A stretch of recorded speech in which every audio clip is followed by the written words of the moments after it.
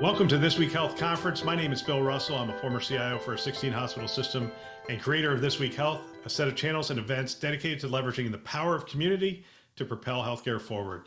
Today, we have an interview in action from the fall conferences on the West Coast. Here we go. Hello, we are at CHIME Fall Forum 2023 with another interview in action. And my name is Karla Arzola, and I am the CIO at Rocky Mountain Human Services.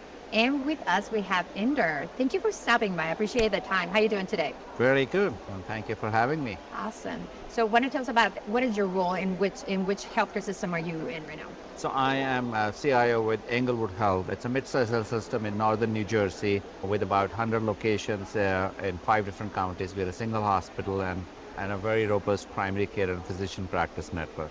Awesome. I manage all their IT and digital and telecom and biomedical engineering and all the strategies and support of all the systems. Awesome. Well, thank you for stopping by. And when we are here, we want to hear about our leaders and what's in top of mind for them. Mm-hmm. So why don't you start?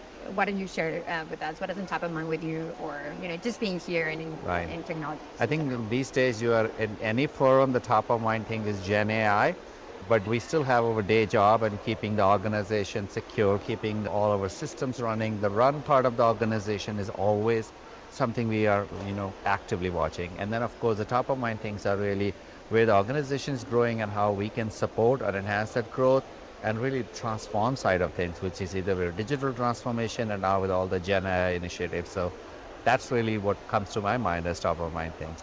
Do you have any specific business cases in which you're looking at AI to solve some of your challenges? Yes, we are actually, and so our strategy is more around find solutions within our vendors, and if that's not their roadmap, then we go out and look for it. So there are specific use cases, again, keeping patient in the middle, but helping our clinicians spend more time with patients or be more efficient. So one of the initiative we are looking at is really generative draft response for in-basket. That's again a feature with our EMR vendor Epic.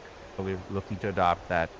Another feature we are looking at, again, same relation between clinician and patient, but more ambient charting. So allow them to really spend time with the patient, more face-to-face time. Again, keeping patient in mind. Another initiative we're looking at is more around patient engagement side of virtual agent and omni-channel engagement across all platforms. And then there are more use cases with that as we evolve, as we mature with that, of really offering more self-service model to patient, which is more human-like interaction. So some of the cases that come to my mind. So you talk about all these initiatives, and there's a ton of partners that are trying to solve everybody's problem. Yep. How do you focus on the right partners? How do you vet them, right? Because there's so many of them, and everybody has the latest and greatest, and everybody's trying to solve a problem. But how do you guys how do you walk into that process? What is important to you to partner with those vendors? I would say, I wish I had an answer for it. It's not easy. What's important to me is, do I have an existing relation with them, and how can I leverage that more? So that's definitely my first go-to place. Existing partners, but if that's not on their roadmap, then we go out and look for a partner who is doing more than one thing, right? If they have a roadmap.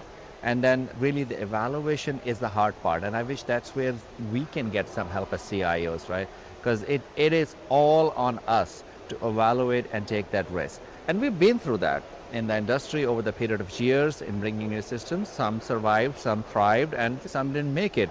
So unfortunately, I think we'll have to go through that cycle, have enough faith. I think in the end, for me, what works is the relationship, the company, the partner aspect of it rather than the sale aspect of it.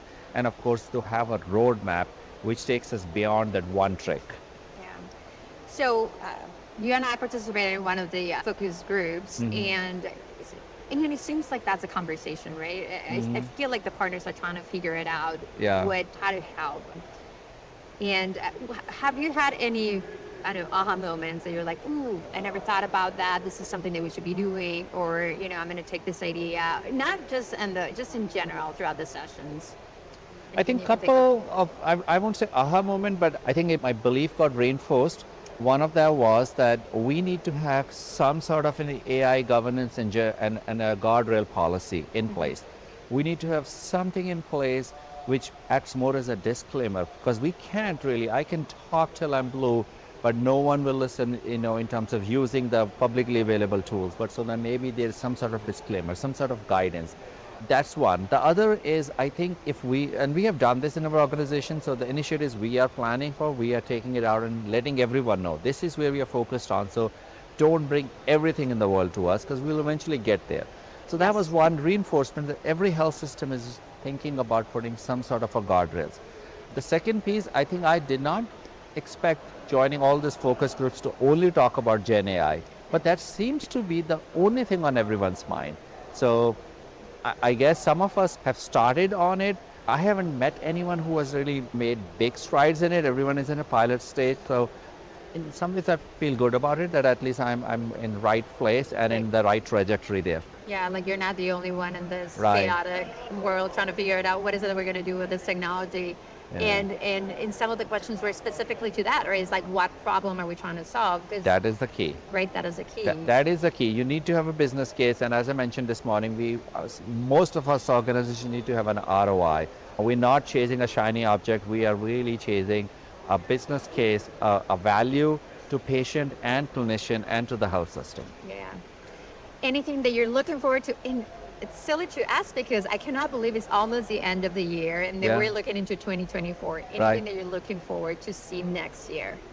So personally, within my health system, we're looking forward for continued run and grow optimization, improvement in cybersecurity and maturity there, and that's again a full-time job all the time.